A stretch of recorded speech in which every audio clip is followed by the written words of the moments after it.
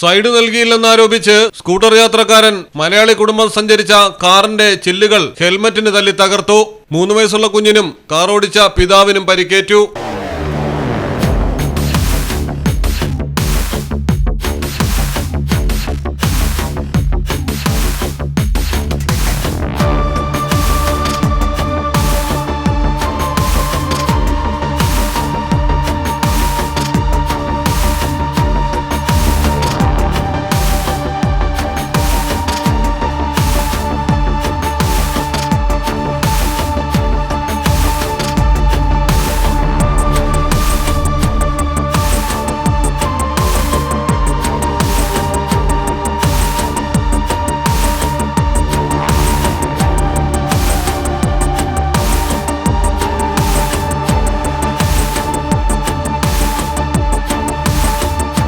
ബംഗളൂരുവിൽ വെച്ചാണ് IT ജീവനക്കാരനായ അഖിൽ സാബുവിനും കുടുംബത്തിനും നേരെ സർജാപുര സ്വദേശി ജഗദീഷ് എന്നയാൾ ആക്രമണം നടത്തിയത്. സർജാപുര മെയിൻ റോഡിൽ വെച്ചായിരുന്നു സംഭവം.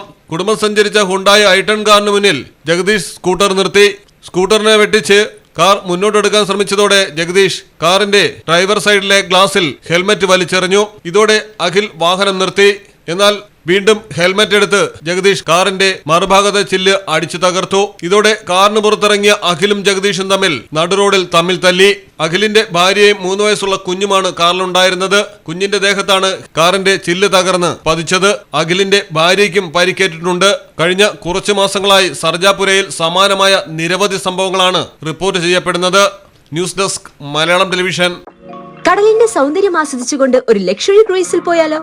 മിനാർ ക്രൂയിസ് കൊച്ചിൻ.